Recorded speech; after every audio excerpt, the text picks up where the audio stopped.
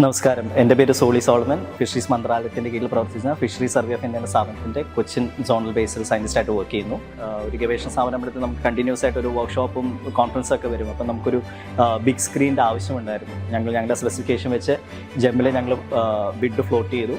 അങ്ങനെ അതിൽ നമുക്ക് L1 പാർട്ടിയായിട്ട് വന്നത് ഈ ഹവായി എന്ന് പറയുന്ന കൊച്ചി ബേസ്ഡ് ആയിട്ടുള്ള ഒരു ടീമായിരുന്നു. നല്ല കമ്പാരിറ്റീവ്ലി റീസണബിൾ ആയിട്ടുള്ള റേറ്റും അതുപോലെ തന്നെ എടുത്തു പറയേണ്ടതാണ് അവരുടെ സർവീസ്.